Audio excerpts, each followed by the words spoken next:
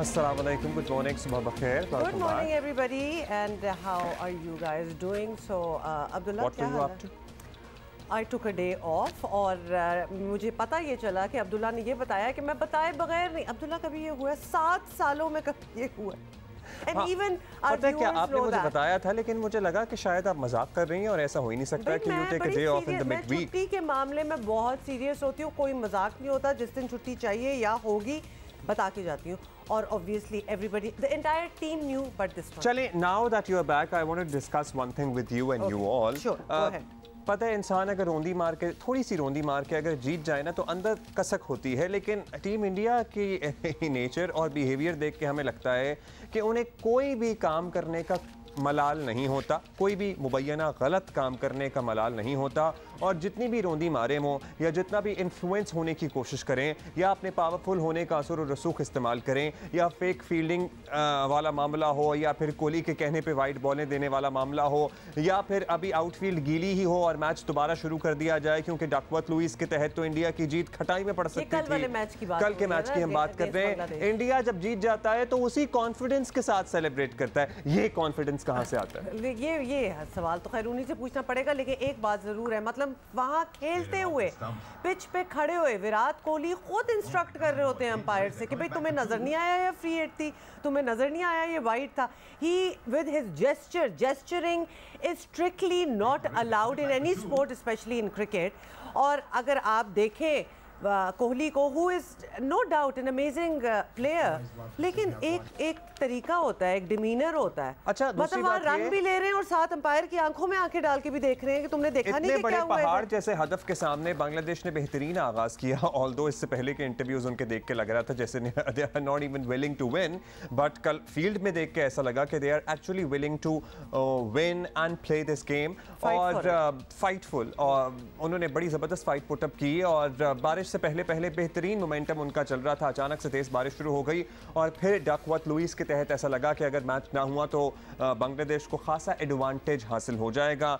फिर क्या हुआ कि एम्पायर्स ने थोड़ा जो एक्सपर्ट्स हैं उनकी राय के मुताबिक और इवन कमेंटेटर्स की राय के मुताबिक अभी ग्राउंड को पूरी तरह खुश्क होने का मौका दिया ही नहीं गया था। आउटफील्ड सारी गीली थी कि मैच दोबारा शुरू कर दिया गया। फिर स्लिप भी हुए खिलाड़ी और वो मोमेंटम भी दोबारा नहीं बन सका बांग्लादेश के खिलाड़ियों का।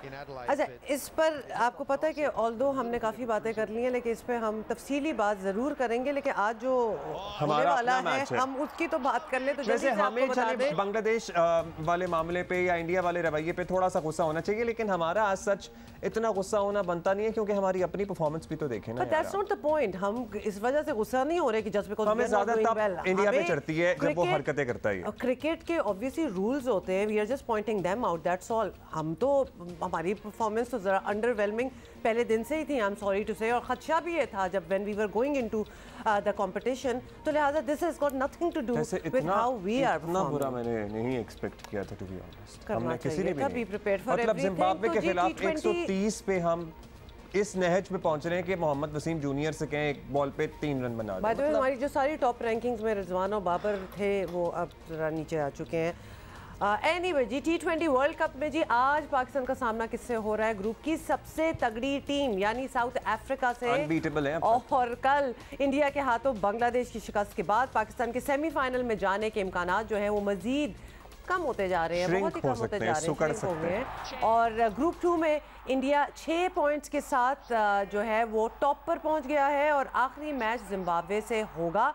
साउथ अफ्रीका के 3 मैचेस में 5 पॉइंट्स हैं और पाकिस्तान की साउथ अफ्रीका और बांग्लादेश से मैचेस अभी खेलने हैं ना। हाँ बिल्कुल, ये खेलने हैं और आपको ये भी बता दें कि दोनों में जीत लाजमी होगी। We do not have a choice anymore. अच्छा, वैसे खुशफहमियां चेक करें हमारी, मतलब it is pretty much over for अस।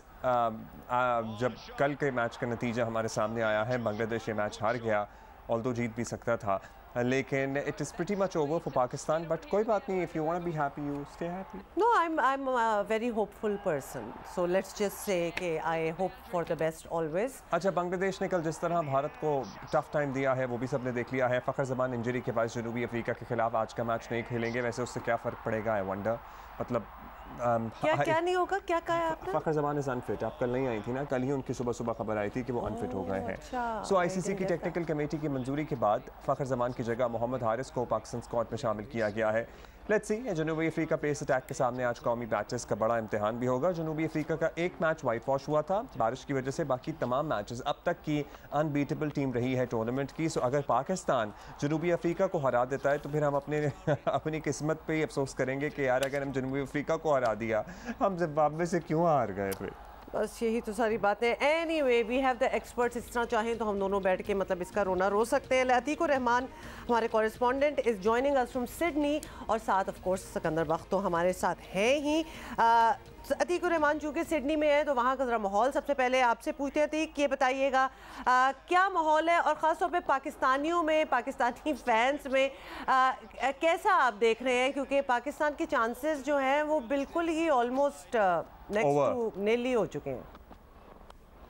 जी, आपने सही कहा कि लेकिन यहाँ शायकीन का जोश जो है वो कम नहीं हुआ है, क्योंकि यहाँ टिकट लोगों ने बहुत पहले करा लिए थे, और ऐसा नहीं कि टिकट करा लिए तो अब जाना पड़ेगा मायूसी के आलम में, ऐसा नहीं है। यहाँ बेशतर पाकिस्तानी जो है वो ग्रुप की शक्ल में जो है वो स्टेडियम जो है का रुख कर रहे हैं। तो शायकीन बहुत सपोर्ट करेंगे, क्योंकि इसको बहुत अच्छा मैच है पाकिस्तान और जनूबी अफ्रीका की टीम।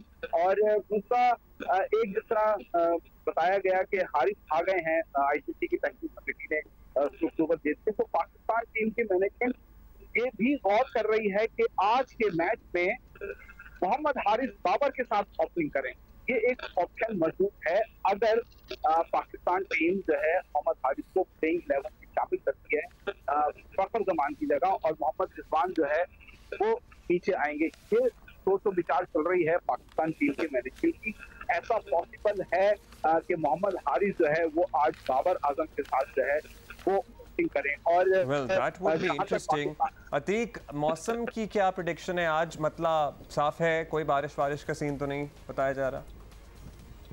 नहीं, बारिश मतलब तो बिल्कुल साफ है, और छोटे छोटे बादल हैं, कई क्लाउड की है, लेकिन ऐसा नहीं है कि बहुत ज्यादा शदीद बारिश और जिसकी वजह से मैच जो है मुतासिर हो जाए। हम दुआ करेंगे कि ये बारिश जो है वो जनूबी अफ्रीका और नीदरलैंड के मैच में हो जाए, क्योंकि आज पाकिस्तान जीते, बांग्लादेश के खिलाफ जीते, और अगर जनूबी अफ्रीका और नीदरलैंड के मैच में बारिश हो जाए तो फिर पाकिस्तान सेमीफाइनल की राह जो है वो खुल जाएगी, क्योंकि उस वक्त पाकिस्तान के भी 6 पॉइंट हो जाएंगे। पाकिस्तान क्योंकि बांग्लादेश को भी हरा चुका होगा और इंशाल्लाह ताला साउथ अफ्रीका को भी हरा चुका होगा, और साउथ अफ्रीका के क्योंकि 5 पॉइंट है वो बारिश की वजह से 1 पॉइंट मिलेगा। तो जो प्लेइंग कंडीशन अभी तो पहाड़ जैसा ये मामला है। अतीक, आपने ऐसा सिनेरियो खींचा है, बनाया है यहाँ पे कि ये भी हो जाए, ये भी हो जाए, ये भी हो जाए। मतलब a lot of things will have to work out for us to be। हो तो सकता है। हम अब्दुल्ला सुल्तान ये तो नहीं कह सकते कि नीदरलैंड साउथ अफ्रीका हरा सकता है, लेकिन बारिश तो एक्सपेक्टेड है ना, ये एक ऑप्शन है। बारिश अगर हो गई तो हमारे भी 6 पॉइंट, उनके भी 6 पॉइंट, लेकिन विनिंग ऑफ नंबर जो है हमारे ज्यादा होंगे, क्योंकि हम 3 मैच जीत चुके हैं। साउथ अफ्रीका जो है वो 2 मैच जीतनी होगी, तो इस वजह से हम सेमीफाइनल के लिए क्वालिफाई कर जाएंगे। ये मतलब बेसिकली हमें भी कोई लाइटली आई गेस अभी भी नहीं लेना चाहिए किसी और टीम को। सिकंदर, दामन आप छोड़ने के लिए तैयार नहीं हैं आप सारे लोग। मैं तो बिल्कुल नहीं, यू नो मी, मैं तो हो ही नहीं सकती ना। सिकू है क्या नहीं है, सिकू से पूछते थे। सिकंदर, डू और डाई सिचुएशन पे हम आ चुके हैं, जिस पे हमें पता था कि हम इधर जी वहाँ कहते हैं हजारों ख्वाहिश हैं ऐसी कि हर ख्वाहिश पे दम निकले। बिल्कुल ऐसा ही है। हम बिल्कुल लगे हुए। मैंने भी पूरा सिनेरियो बना के रखा हुआ है कि हम किस तरह सेमीफाइनल में पहुंच सकते हैं। इंडिया जिम्बाब्वे से हार जाए, साउथ अफ्रीका जो है नीदरलैंड से हार जाए, हम बांग्लादेश और साउथ अफ्रीका को हरा दें, और जिम्बाब्वे जो है वो भी आ सकता है, तो हम क्वालिफाई कर सकते हैं। मतलब इसमें इंडिया को जिम्बाब्वे से भी हरा रहे हैं आप? हाँ, जाहिर बात है, हजारों ख्वाहिशें ऐसी कि हर ख्वाहिश और बिसाइड सिनेरियो तो खींचना है ना, उसमें सारी चीजें फिट होती हैं। और रन रेट भी बड़ा जबरदस्त होना चाहिए। नहीं, मगर हमारा रन रेट मतलब है कि हम जो है कम से कम साउथ अफ्रीका को 100 रन से हराएं, या बांग्लादेश को 150 रन से या 100 रन से हराएं, तो हम जो है वो रन रेट के ऊपर मैच करना शुरू करेंगे। तो इंशाल्लाह यहाँ थोड़ा सा मैं रन रेट हमारा बाद में आएगा। जो प्लेइंग वर्ल्ड कप की है ना, वो है विनिंग ऑफ नंबर। वो भी सही कह रहे हो। अच्छा, इंडिया जीत जाए, लेकिन अगर साउथ अफ्रीका और नीदरलैंड मैच में बारिश हो जाए तो वो हमारे पास ऑप्शन बहुत अच्छा है, क्योंकि हम रन रेट नहीं, फिर हम जाएंगे विनिंग हमने कितनी दी है? ये अतीक ने एक विंडो निकाली है जिसमें बारिश का बड़ा अमल दखल है। मैं तो कहती हूँ आप सिर्फ जीतने हारने तक महदूद है कि ये इससे हार जाए, ये इससे जीत जाए, लेकिन अतीक ने बारिश वाली जो विंडो निकाली है ना, मुझे लग रहा है कि ये जिम्बाब्वे के इंडिया को हराने वाली से ज्यादा कारगर साबित हो सकती है। पे ही सारा इन्हिसार है, थोड़ी बारिश तूफान आ जाए बीच में, मेरा तो ख्याल है कि बेहतर हो जाएगा सारों के लिए। देखिए कल बारिश ने जो भारत को भी बचाया है, मतलब ये कि वो मैंने हमेशा कहता हूँ आईसीसी का मतलब होता है इंडियन क्रिकेट कंट्रोल। तो ये आईसीसी के जो सारा जो कहते हैं कंट्रोल है वो भारत के हाथ में। कल जो बारिश हुई उसके बाद जिस तरह गीले ग्राउंड के ऊपर मैच शुरू हुआ, सारा कुछ हुआ। अभी आप वो दिखा रहे थे वो जो उन्होंने जो हरकत की है कोहली ने, उस पर 5 रन मिलने चाहिए थे, अगर वो 5 रन मिल जाते तो टाई हो जाता। तो हाँ, फेक फील्डिंग जो थी, अंपायर जो थे वो उन्होंने सो रहे थे, उन्होंने गौर नहीं किया। अगर उन्होंने गौर भी किया तो उन्होंने इग्नोर कर दिया, बैट्समैन को पता नहीं चला। वो बाद में कह रहे हैं वो उस वक्त वो इशारा करते तो शायद कुछ रिजल्ट अच्छा चले। अब सिकू अतीक ने हमें बताया कि if Haris comes into playing 11 तो वो ओपन करेंगे बाबर के साथ। What do you think of this? That is amazing, इसलिए कि हारिस ने अब तक 1 मैच खेला हुआ है और उसमें उनके 7 रन है T20 के अंदर। अभी तक जितनी हमने उनसे उम्मीदें लगाई हुई थी वो कम्प्लीटली फेल हैं, उन्होंने कुछ नहीं किया। मगर ये कि अगर उनके अलावा हमारे पास जो चॉइसेस हैं वो बड़ी इंटरेस्टिंग है। हमारे पास हैदर अली हैं जिनका जो है स्ट्राइकिंग रेट 126 है। 12 इनिंगों में, पिछले 12 इनिंगों में उन्होंने जो है 150 जो किया था, जो कोई तकरीबन दिसंबर 21 में किया था। उनका टोटल रन 12 इनिंगों में उनका 124 है। अगर आसिफ की बात करते हैं तो उनके 20 मैचेस में सिर्फ 148 रन हैं, जिनमें से 5 इनिंग ऐसी हैं जिन्होंने 10 से ऊपर रन किए, 15 इनिंग ऐसी हैं जिन्होंने 10 रन से कम किए। और कुछ दिन ऐसे 24 मैच में। क्या मजाक हो रहा है? ये ऑप्शन है ही क्यों फिर? तो मतलब हमारे तो ये देखिए ना, हमारी माशाल्लाह से सिलेक्शन जो है इन्हीं लड़कों पे थी जिनके पर हम बार बार कह रहे थे कि भाई खुदा के लिए इनको खिला ही दो, इनको प्रैक्टिस ही करा दो। मैंने खुश दिल का भी निकाला, उनकी 12 इनिंगों में सिर्फ 149 रन से उनको बिल्कुल ही इग्नोर कर दिया। लगता है उस बेचारे का कैरियर ही खत्म हो जाएगा, उसको भी। ये 3 चॉइसेस हैं, हम इन 3 लड़कों को खिला सकते हैं। अदरवाइज वही जो आपने जैसे बताया कि हारिस को लेकर आ रहे हैं एज अ बैट्समैन, वो दैट इज अमेजिंग। उन्होंने एक दफा 50 किए थे एक PSL के मैच में, तो उसके ऊपर रमीज राजा जो हमारे चेयरमैन, उन्होंने कहा था कि यार ये फाइंड ऑफ द मतलब है कि हमारा फ्यूचर है, ये जबरदस्त क्रिकेटर है। उसने वाकई इनिंग्स तो बड़ी अच्छी खेली थी, मगर उसके बाद हमने कभी उनकी झलक नहीं देखी। उसके बाद नहीं देखी। अगर वैसे तो हैदर भी नहीं चल रहे हैं, लेकिन अगर ओपन ही कराना है तो फिर हारिस से ज्यादा तो शायद तजर्बाकार हैदर हैं बाबर के साथ ओपन करने के लिए। अतीक आपको बताइए। जी अतीक बता दें, फिर हम सिक्कू से कंटिन्यू करते हैं। सॉरी अतीक, चलो अतीक तुम सिडनी में हो यार। मैं कल कराची में हूँ। पाकिस्तान टीम की कल मैंने प्रैक्टिस देखी थी कि जो आसिफ अली जब बैटिंग प्रैक्टिस कर रहे थे तो उनकी फॉर्म नहीं आ रही थी, हालांकि प्रैक्टिस था, तो वो इसकी झुंझलाहट का शिकार हो गए थे। बल्ला तो उठा है उनका, बल्ला फेंक दिया था उन्होंने, टूटा नहीं, और फिर टूट भी गया सुना है वो बल्ला। एग्रेशन होकर उन्होंने बल्ला फेंक दिया था। तो आसिफ अली भी मुझे इतने फॉर्म में नहीं लग रहे। मेरे ख्याल से पाकिस्तान जैसे एक दफा बाबर आजम ने रिस्क लिया था, अफरार को ओवर दे देता लास्ट ओवर, तो मुझे लग रहा है इस तरह का रिस्क पाकिस्तान टीम लेती रहेगी। एक बहुत बड़ा रिस्क फखर जमान को खिला के भी ले लिया था, तो मुझे लगता है कि हारिस को खिला के शायद ये एक करना चाह रहे हैं। इस तरीके से ये ऑप्शन पे गौर हो रहा है। अब देखते हैं किस तरह पाकिस्तान टीम इस पे करती है। और जहां तक उस अंपायर की बात की आपने, कोहली वाली, सॉरी मैं पिछली की तरफ जाऊंगा, तो ये वही अंपायर्स हैं जिनका ताल्लुक साउथ अफ्रीका से, मारिया रेमरेस, ये जिन्होंने पाकिस्तान के अगेंस्ट कोहली के कहने पर नो बॉल दी थी, ये वही अंपायर्स हैं। और ये अंपायर्स IPL में अंपायरिंग भी करते रहते हैं, तो ये बड़ा अमल दखल रहता है इसका। हाँ, लेकिन बड़ी अफसोस की बात है कि मतलब अब हमें इतनी चीज़ें नज़र आ रही हैं कि अंपायर्स पे भी क्वेश्चन मार्क्स उठना स्टार्ट हो गए। छोड़ दे सब कुछ सिकंदर, शाहीन शाह अफरीदी ठीक नहीं हुए जिस तरह एक तवक्को थी, और अब तो वो खुद भी एडमिट कर रहे हैं कि शायद उनको और टाइम चाहिए। क्या कहेंगे? सर मैंने आपके प्रोग्राम में, पिछले प्रोग्राम में ये कहा था कि पीसीबी एक पॉलिसी बनाए कि जो लड़का अनफिट होता है वो आकर उसको रिहैब जो है ना पाकिस्तान में होना चाहिए। हम उनको कैरी करते हैं, ये अजीब बात है। हमने 3 लड़के कैरी किए। मैं बार बार ये कह रहा हूँ, लोग तंग आ जाएंगे, कहेंगे यार आप हमेशा बात रिपीट करते हैं। 3 लड़के अनफिट लेकर गए। फखर जमान अनफिट थे, उन्होंने कहा हमने चांस लिया। यार ये कैसा चांस है कि एक लड़के का घुटना खराब है, डॉक्टर साहब कह रहे हैं कि मैंने चांस लिया, हो सकता है वो अच्छा हो जाता। यार ये ऐसे कोई, ये वर्ल्ड कप के लिए जा रहे हैं हम। अगर कोई बांग्लादेश की सीरीज होती या कोई छोटी मोटी सीरीज होती, हम कहते चले डॉक्टर साहब सही कह रहे हैं, मगर डॉक्टर साहब ने वर्ल्ड कप में उनको लेकर गए और कहा कि हम एक चांस ले रहे हैं, वो सही हो जाएंगे। ना उनको ट्राई सीरीज खिलाई, ना उनको कोई फ्रेंडली गेम्स खिलाए, और सीधा ले जाकर उन्होंने पिछला मैच खिलाया, जिनके बाद भागते उनके टांग फिर खराब हो गई। तो ये कोई मेडिकल डॉक्टर है क्या है? ये तो सिर्फ दोस्ती यारी में मतलब है कि काम कर रहे हैं क्या? चले उस्मान, मैं तो कोई दिमाग उठा रहा हूँ।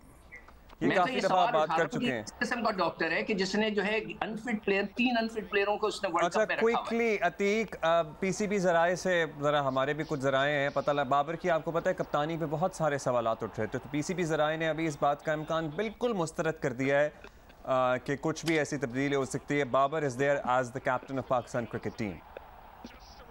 देखें अब्दुल्ला, पाकिस्तान क्रिकेट बोर्ड तो जाहिर बात है इसकी तरजीह करेगा। अब इस वक्त क्योंकि वर्ल्ड कप जारी है, तो इस वक्त ऐसी चीजें सामने आ रही हैं, और अमूमन पाकिस्तान क्रिकेट बोर्ड जिसकी तरजीह करता है वो होती हुई भी बाद में नजर आ रही होती है, सिनेरियो हो जाता है। तो अगर अभी पोजीशन ऐसी है कि अभी पाकिस्तान क्रिकेट बोर्ड को इसकी सख्ती से तरजीह भी करनी चाहिए, क्योंकि अभी टूर्नामेंट जारी है।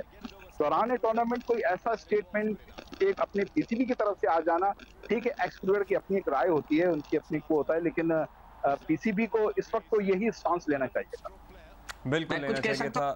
जी कंक्लूड कर दें। देखिए वो ये अतीक बिल्कुल सही कह रहा है कि जब कोई सीरीज चल रही हो या वर्ल्ड कप चल रहा है, उस वक्त आप इस किस्म के अनाउंसमेंट नहीं करते, बंदा डिमोरलाइज हो जाता है। चले ये बात तो मैं टोटली मानता हूँ, मगर बाबर की कप्तानी पे वाकई सवालात उठ गए हैं।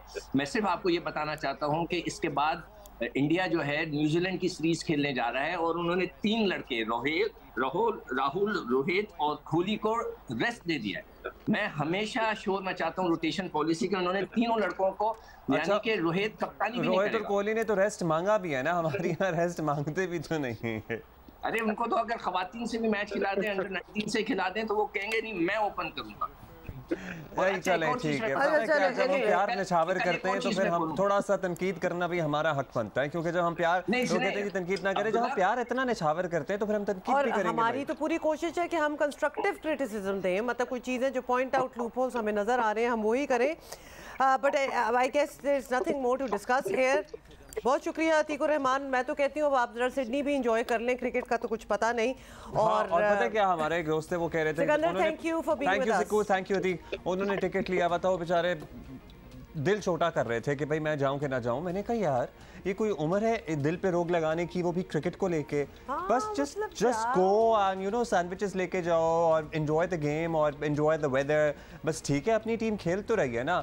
ये बात असाइड के भाई हमारा वर्ल्ड कप में आगे सफर जारी रहता है, नहीं जारी रहता, दिल तो हमारे टूटते हैं ना, दिल तो छोटे होते हैं हमारे, लेकिन कोई बात नहीं। को अब तक तो बड़ा मजबूत होना चाहिए। After all we are followers and fans of Pakistan cricket team, मतलब जो पाकिस्तान क्रिकेट टीम का फैन होगा उसके दिल को तो बहुत मजबूत होना। अच्छा, फेक फील्डिंग की बात कर रहे थे ना सिक्कू बीकल के बांग्लादेश वर्सेस इंडिया वाले मैच में, तो हमने आपको जरा क्लैरिटी देनी है in case you don't know. तो क्रिकेट के कानून 41.5 के तहत जो ये है कानून बेसिकली गैर मुनसिफाना खेल से मुताल्लिक, अगर जानबूझकर बैटर की तवज्जो हटाई जाए या किसी भी किस्म की रुकावट डाली जाए या धोखा देने की कोशिश की जाए, तो ये तमाम चीज़ें मना हैं और ये धोखा देने के मुतरादिफ करार दिया जाता है। जो फेक फील्डिंग वाली बात हुआ क्या था, वही हुआ था ना, हमने आपको तफसील तो सारी बताई थी कि बांग्लादेश के विकेट कीपर नूरुल हसन ने दावा किया कि मैच के दौरान ऑन फील्ड एम्पायर ने विराट कोहली की जानिब से फेक फील्डिंग करने को नहीं देखा। हुआ बेसिकली सिनेरियो ये था, बांग्लादेश की इनिंग के 7वें ओवर में अक्षर पटेल की गेंद पर बांग्लादेशी बैटर लिटन दास ने डीप ऑफ साइड फील्ड की जानिब शॉट खेला और गेंद वहां मौजूद फील्डर अर्शदीप सिंह के पास गई। अर्शदीप ने जैसे ही थ्रो विकेट कीपर की जानिब फेंकी तो पॉइंट पोजीशन पर मौजूद कोहली ने ऐसा जाहिर किया कि गेंद उनके पास आई है, बेसिकली धोखा देने की कोशिश की। अच्छा, ये एक बड़े धोखेबाज है वैसे। आई एम सॉरी, क्योंकि ये पहले भी आपको पता है विमेंस क्रिकेट टीम ने भी ये धोखा एक दफा किया है पहले इंडिया की। गेंद कराते कराते रुक गए, कराते रुक के नॉन प्लेइंग साइड को आउट कर दिया। मतलब ये हरकतें होती रही हैं, लेकिन आफरीन है एम्पायर्स पे कि कोहली रन लेते हुए आंखें दिखा रहे हैं एम्पायर को और इन्फ्लुएंस कर रहे हैं उसकी डिसीजन कि तुम दो, कोई वाइड हो, कोई फ्री हिट हो, whatever it is, he is influencing. Team India की वजह से cricket should not be called the gentleman's game anymore, I guess, क्योंकि काफ़ी हमने इंस्टेंसेस देख लिए हैं कि ये जेंटलमैन ऐसी हरकतें तो नहीं करते ना, नहीं करते, लेकिन ट्रिब्यूट और काफ़ी दिन हो गए, पता है People have been complaining actually music जरा कम कुछ हुआ है और ये बहुत ही गलत बात है, क्योंकि हमारे शो पे म्यूजिक भी होता है, we are music lovers ourselves. तो आज ये ट्रिब्यूट है बुलबुल सहरा रेशमा जी को। हम से जुदा हुए 9 साल बीत गए, मतलब जिसका म्यूजिक इतना अमर हो तो 9 साल बीत गए हैं। और वैसे नहीं लगता कि 9 साल बिल्कुल नहीं, ऐसा लगता है कल की बात है, because you know she is around. और भी बहुत सी खबरें हैं, लेकिन अच्छा नहीं, कुछ गाने हमने रखे हुए हैं और फिर एक और ट्रिब्यूट भी है इन द नेक्स्ट आवर जो कि हमने देना है नैयरा नूर जी को, but you will have to wait for that. अच्छा जी, 2 रोज़ पहले आपको बताएं कि कराची के इलाके मंगोपीर में वाटर एंड सीवरेज बोर्ड के सब इंजीनियर का कत्ल अब मुअम्मा बन चुका है और पुलिस के मुताबिक 42 साला मोहम्मद फुरकान कराची को पानी सप्लाई करने वाली हब कैनाल पर बतौर सब इंजीनियर तैनात थे और मकतूल मामूल के मुताबिक खाना खाने के लिए पहाड़ी पे पहाड़ी पर कायम फिल्टर प्लांट में गया था और मोटरसाइकिल पर समझ नहीं आएगी ना, यहाँ मोटरसाइकिल पर ही पहाड़ी से नीचे उतरा। अब ये समझते हैं ना हम, ज़रा हमारे साथ मेहमान हैं उनसे समझते हैं। और मोटरसाइकिल सवार मुल्ज़िमान ने निशाना बनाया। इब्तदाई इत्तलात ये हैं कि फुरकान को पानी चोर माफिया ने निशाना बनाया है। अब इसकी क्या मज़ीद तहकीकात हुई हैं और हक़ाइक़ सामने आए हैं। हमारे स्पेशल कॉरेस्पॉन्डेंट अफजल नदीम डोगर साहब हमारे। डोगर साहब, मतलब क्या सीन बना, ये क्या कुछ गुत्थियाँ सुलझी इस कत्ल की? नहीं, अभी तक तो नहीं। FIR दर्ज हुई है जो कि उनके भाई ने कराई है। ज़ाहिर है उसके बिहाइंड तो पुलिस ही होती है। जो पुलिस ने बताया, उन्होंने कहा कि वो मोटरसाइकिल उनकी छीनते हुए जो है वो उन्होंने नामालूम मुल्ज़मान ने जो है उनको निशाना बनाया है। और बाइक अगर आप देख लें तो जो उनके साथी हमें बता रहे थे कि वो 10,000 रुपये की भी बाइक नहीं थी, इतनी पुरानी थी। और दूसरी बात ये कि जो इनिशियल जो इब्तदाई या पुलिस अफसरान का वैसे जो ख्याल है जो इस तफ्तीश में कि कराची में जो टारगेट किलिंग में जो वेपन यूज़ होता है वो 9mm पिस्टल वेपन यूज़ होता है। और दूसरी मेन बात होती है कि कभी भी बाइक छीनने वाले जो हैं वो गोली डायरेक्ट सर पे हिट नहीं करते। तो ये एक तफ्तीश जब शुरू हुई तो अब FIR चूँकि ये दर्ज हो चुकी है, काफ़ी खौफ वारात है। लेकिन मैं समझता हूँ कि अगर ये टारगेट किलिंग को ही हम कह दें कि टारगेट किलिंग थी तो शायद उनके एम्प्लॉइज़ में, उनमें लोगों में खौफ कम होता, क्योंकि हर बंदा सोचता है कि मेरा तो कोई ऐसा लेन देन नहीं है कि मुझे कोई क्यों मारेगा। लेकिन स्ट्रीट क्राइम की वारदात में डकैती के दौरान मुज़ाहमत पर इनका जो कत्ल हुआ उस पर जो लोग हैं उस इलाके के, क्योंकि बहुत बड़ा एरिया है वो वाटर बोर्ड का, वहाँ पर कराची के आधे कराची को, 1/4 कराची को तकरीबन पानी सप्लाई होता है। पंपिंग स्टेशन पहाड़ी है, पहाड़ी के ऊपर रिजर्वायर है, वहाँ से जो है वो पानी जब ग्रेविटी पे नीचे छोड़ा जाता है, फिल्टर प्लांट है। तो ये उमूमन खाना वहाँ खाते थे सारे लोग मिलके। खाना खाते हुए कुछ रोटी कम पड़ गई तो इसने कहा कि चलो मैं रोटी ले आता हूँ। मोबाइल रख लो भाई, ये डकैतियाँ हो रही हैं। पर्स रख दो भाई, डकैतियाँ हो रही हैं। मोबाइल पे बाइक पे रोटी लेने गया है तो बस नीचे उतरते ही उन्होंने इसको हिट किया on the spot. Like target killing वैसे। नहीं, बट व्हाई वुड ये क्यों होगा? मतलब सब इंजीनियर हैं, वहाँ काम करते हैं, अगर किसी ने टारगेट किलिंग भी करनी हो तो क्या रीज़न क्या बन सकता है? देखिए, मंगोपीर कराची का एक बहुत डेंजरस एरिया रहा है माजी में। जो 13 नो-गो एरिया 2013 में डिक्लेयर थे उसमें सबसे टॉप पे ये एरिया था। असल में बदअमनी, law and order situation create करके वहाँ जो माफियाज हैं ना वो अपने अपने बिजनेस जमाते हैं। जैसे कि वहाँ सबसे बड़ा बिजनेस जो है या धंधा जो मैं कहूँगा उसको, वो पानी की चोरी है। जो कराची को पानी सप्लाई किया जाता है, लाइनों के ऊपर हाइड्रेंट बने हुए हैं, गोठों पे हाइड्रेंट बने हैं। एक एस्टिमेट मुझे खुद जो ये एंटी वाटर थेफ्ट सेल जो है, जो पानी चोरी रोकने का वो है, उसका ये मेंबर था, उसका टीम, इसका रुकन था उस टीम का। और दूसरी बात ये कि उसमें बाकायद ये रैकी वगैरह करके इनको देता था कि कहाँ क्या हो रहा है। तो इस टाइप की चीज़ थी। वो तो बहुत बड़ी माफिया है पानी की। 100 के करीब हाइड्रेंट्स उन्होंने डिस्क्लोज किए हैं कि उस एरिया में हैं। जिसका जो काम कर रहा है ना, मार्बल का काम कर रहा है, कोई फ़ायदा नहीं है। उधर उन्होंने 2 नल लगाए हैं, चोरी किए और हाइड्रेंट रात को भरते हैं जो गैर कानूनी बेचते हैं। जो एक्चुअल हाइड्रेंट है उस इलाके में जो सरकारी तौर पे दिया हुआ है वो हाथ पे हाथ धरे बैठे हैं, क्योंकि जाहिर है वो रेट पे देना पड़ता है, वहाँ फ्री में हो रहा है। तो बहुत बड़ा जो इस पे शुबा किया जा रहा है वो यही है, जो वाटर बोर्ड की अथॉरिटीज़ की जानब से या जो इसके कर्ता धर्ता हैं, कि शायद कि उनका जो शुबा है वो ये है कि उनको उस तरफ से वो किया देखिए एम्प्लॉयज़ में खौफ व हरास ना फैले और ये पानी चोरी पे जो दीगर लोग भी इंक्वायरियां कर रहे हैं वो अपने आप को महसूस करें, कुछ तो करना होगा, क्योंकि अदरवाइज कोई इस 10,000 रुपए की बाइक चोरी करने की खातिर एक इंसान की जान लेके जाता हुआ नज़र तो नहीं आता। Apparently does not look like that कि ये डकैती मुज़ाहमत है। अगर ये वाकई इस तरह हुआ है तो इस पर तो बड़ा सीरियस एक्शन होना चाहिए। और जब कोई कहता है ना कराची को पानी सप्लाई, तो भाई कराची में पानी आता कहाँ है जो कराची को पानी सप्लाई करने की हम बात कर रहे हैं? नहीं, वहाँ तक तो आता है, वहाँ तक वहाँ तक आता है। वही पानी जो लाइनों पे हमें मिलना चाहिए, घरों पे, लोगों को मिलना चाहिए, कि वो पानी लेते हैं ना, जो कि हमें वैसे आ जाना चाहिए। तो अब इसकी इन्वेस्टिगेशन हो रही है, इन्वेस्टिगेशन कहाँ तक पहुंची, मतलब ये कब डिसीजन होगी कि एक्चुअली हुआ क्या था? लेकिन जो पुलिस ऑफिशियल्स हैं, जो एसएसपी डीआईजी लेवल पे ये इस्टेब्लिश हो चुकी है कि ये टारगेट किलिंग है और ये जो तरीका वारदात उसके अलावा, लेकिन एक अभी वो है फर्दर कि उसका जो वेपन के जो खोल 2 मिले थे 9mm पिस्टल के, वो गए हुए हैं फॉरेंसिक के लिए। वो आज किसी वक्त उसकी रिपोर्ट आएगी, जिसके बाद अगला लाहा अमल सामने आएगा कि वाकई अगर वो किसी पुरानी टारगेट किलिंग की वारदातों में वेपन यूज़ हुआ है तो 100% उसी तरफ जाएगी बात। अगर वो ताज़ा है या नए सिरे से हुआ है तो भी मतलब सोच विचार होगी, लेकिन इंटरोगेशन जो है वो इस पे बड़ी बारीक बीनी से जो है ये डॉक्टर साहब के खौफ की फजा परवान ना चढ़े और जो बाकी लोग अगर चोरी के तदारुक के लिए, पानी चोरी के तदारुक के लिए जो टीमें बनाई गई हैं, उनके मेंबरान, जो दीगर मेंबरान भी होंगे, जो अफसरान होंगे, एहलकार होंगे, वो भी तो डरे सहमे हुए होंगे ना? नहीं, बिल्कुल डरे सहमे हैं। अभी सैटरडे को एक बड़ा ऑपरेशन प्लान हुआ था वहाँ। उसी रोज़ जो वाटर बोर्ड के हुकाम है, एसएसपी से मुलाकात की है, उन्होंने पूरी एक प्लानिंग की है। कोर्ट के ऑर्डर से ये सारा कुछ हो रहा है। और उन्होंने मुझे बताया कि जब वो वहाँ से मुलाकात करके एसएसपी से जब वापस आए हैं तो उन्होंने इसको कहा कि जाओ यार, ये फलां जो लिस्ट हमने बनाई है इन एरियाज़ को देख कर आओ। तो मुमकिन तौर पर है। और अक्टूबर में एक ऑपरेशन ऑलरेडी हुआ है, उसमें भी कुछ लोग गिरफ्तार हुए हों। एक मैं समझता हूँ, देखें, मुलव्वस तो लोग वाटर बोर्ड के भी वहाँ हैं जो इस पानी चोरी और सारी चीज़ों में हैं, लेकिन जो माफिया हैं वो उनके पास पैसे की कोई कमी नहीं है। वो डायरेक्टली तो कोई हिट नहीं करेगा किसी को जाके, लेकिन मैं समझता हूं कि उनके पास, जिसके पास पैसा है, पावर है, वो कुछ भी किसी के साथ करवा सकता है।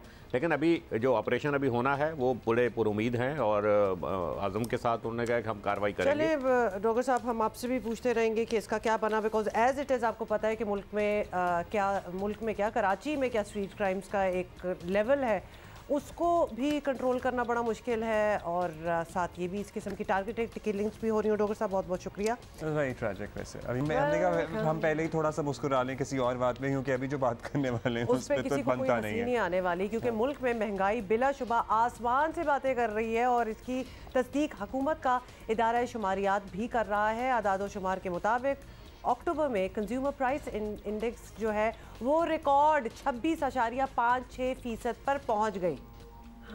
मतलब सोच के ही ना दिल हिल जाता है कि क्या हो रहा है। ये तो अभी तो यहाँ तक पहुंची है, आगे कहाँ जाना है उसका कुछ कहा नहीं जा सकता।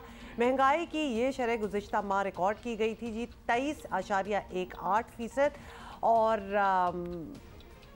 जनाब यही सूरत हाल रही है और अफरात ज़र से 3% पॉइंट्स ज़्यादा है। और गुज़श्ता साल इसी माह रिकॉर्ड की गई महंगाई की एक मिनट, वहाँ सारा गड़बड़ हो रहा है, मैं आपको बताता हूँ। गुज़श्ता साल इसी माह रिकॉर्ड की गई महंगाई से 9.2% ज़्यादा रिकॉर्ड की गई है। और इदारा शुमारियात के आदाद शुमार बताते हैं कि अक्टूबर में माहाना बुनियाद पर महंगाई, बेसिकली परसेंटेज हमने लिख के रखी हुई हैं, महंगाई की शरह में 4.71% इजाफा रिकॉर्ड हुआ है। महंगाई पर सर्टली हर कोई रो रहा है और हुकूमत ऐसा लगता है कि अपने सियासी मामलात और उलझनों में दुनिया में महंगाई की वजह से यूके की मिसाल ले लें कि प्राइम मिनिस्टर वहाँ बदल जाता है जस्ट बिकॉज ऑफ महंगाई, लेकिन हमारे यहाँ जो है कुछ ऐसा अगस्त में अभी हम नवंबर में बात कर रहे हैं अक्टूबर की। अगस्त में महंगाई जो है वो 27.26% तक पहुँच गई थी, जो कि 49 साल की बुलंद तरीन सतह थी। अच्छा जी, माहिर माशियात खुर्रम हुसैन हमारे साथ हैं। खुर्रम बहुत बहुत शुक्रिया। अच्छा, अक्टूबर के महीने के हम फिगर्स बता रहे हैं कि 26.56% महंगाई जो है वो रिकॉर्ड की गई है। तो पाकिस्तान जैसी गरीब कौम के लिए ये कितना बड़ा बोझ बन रहा है और क्या असर पड़ रहा है, हमें तो पता है, लेकिन आप ज़रा टेक्निकल टर्म्स में बताइए। बड़ा बोझ बन रहा है और ख़ास तौर पे इस दफ़ा जो इन्फ्लेशन का फिगर आया है, इनफैक्ट काफ़ी देर से जो आ रहे हैं, उसमें ज़रूरी अशियात की जो कीमतें हैं वो बहुत तेज़ी से चढ़ती हुई नज़र आ रही है, ख़ासतौर पे खाने पीने की। तो अब लाजिम है, ये तो बहुत बड़ा एक बोझ बनेगा आवाम के लिए। और दूसरी अफसोस की बात यह है कि आने वाले महीनों में कोई इसमें सहूलत नज़र नहीं आ रही किसी को भी। तो अभी यही कहा जा रहा है, ऑफिशियल जो प्रोजेक्शंस हैं, कि जब जून 2023 तक तो कोई अंदाज़न इसी तरह के फिगर्स आते रहेंगे, शायद थोड़ी बहुत ऊंच नीच हो, लेकिन सिचुएशन ऐसी ही रहेगी। अच्छा, लॉन्ग टर्म प्लानिंग अपनी जगह, हुकूमत सर्टनली इस पर भी गौर करती है क्योंकि हमारी बहुत ही पतली हालत थी, लेकिन हमें फौरी रिलीफ भी तो चाहिए, आवाम को फौरी रिलीफ चाहिए, तो उसके अशिया की कीमतें कुछ कम हो, उसके लिए कुछ किया जा सकता है? मेरा नहीं ख्याल हुकूमत जो है वो चीज़ों की कीमतों को अब डिक्टेट कर सकती है। वो दिन चले गए, वो 1960 1970 में होया करता था कि हुकूमत डिसाइड करती थी प्याज और टमाटर कितने का बिकेगा। अब वो कैपेसिटी नहीं रही। तो आई थिंक जो भी सहूलत अब दे सकती है हुकूमत, वो टारगेटेड मैकेनिज्म्स जो हैं सपोर्ट की, वहीं से अगर आए तो कुछ पॉसिबिलिटी होती है। जैसे ये जिसको पिछली हुकूमत एहसास प्रोग्राम कहती थी, या जिसको बेनज़ीर इनकम सपोर्ट प्रोग्राम कहते हैं, उसके थ्रू के कुछ टारगेटेड ट्रांसफर्स को अगर इंक्रीज किया जाए, और इस किस्म के पॉसिबिलिटीज़ हैं। लेकिन पेट्रोल की कीमतों को या एक्सचेंज रेट को आर्टिफिशियली नीचे करना और बाकी ज़रूरी अशात की कीमतों को डिक्टेट करना गवर्नमेंट के बस की बात नहीं है, बिल्कुल भी। अफसोस। बहुत शुक्रिया खुर्रम हुसैन। कोई तसल्ली नहीं हुई आपकी बात सुन। Not that we were expecting कि हमें कहीं से कोई तसल्ली मिलने ट्रेड वाली है। डेफिसिट वगैरह खासा कम हुआ है। आप कहेंगे कि एक्सपोर्ट तो बढ़ नहीं रही, तो ट्रेड डेफिसिट कैसे कम हुआ है? क्योंकि हमारी इंपोर्ट्स बहुत कम हुई हैं और गवर्नमेंट सर्टनली इस पे एक बात की मुझे पर्सनली तसल्ली ये हुई है कि खुर्रम हुसैन भी होया कहते हैं मेरी तरह, और आप मेरा मजाक उड़ाते हैं। देखा कितने बड़े बड़े लोग ये कर रहे होते हैं। और दूसरा, सिकंदर बख्त ने भी इनिंग्स को इनिंगों का था, तो ऐसे इनिंगे और इनिंगो सो हो जाती है terminology. Abdullah, come on, physiotherapist I am in good who comes to my house for my अम्मी, और अम्मी ने उससे पूछना ये था कि तुम मेल्स की भी करती हो फिजियोथेरेपी? तो हमने कहा तुम मेलों को भी तुम मेलों की भी करती हो? उसने कहा जी आंटी मैं मेलों की भी फिजियोथेरेपी करती हूँ। जब बात समझ आ जाए ना तो बस बात हो गई, उसके बाद इस तरह पॉइंट आउट नहीं करते। ओके, मजाक नहीं उड़ाने की हो रही। हाँ जी। अभी वैसे कल से आपको पता है राना सना कोई बात कर देते हैं, या शोशा मैं उसे रादर कहूँगा, छोड़ते हैं, और उसके बाद उस पर डिस्कशन शुरू हो जाती है। मुझे नहीं पता था इससे पहले मच जेल की मिर्ची वार्ड।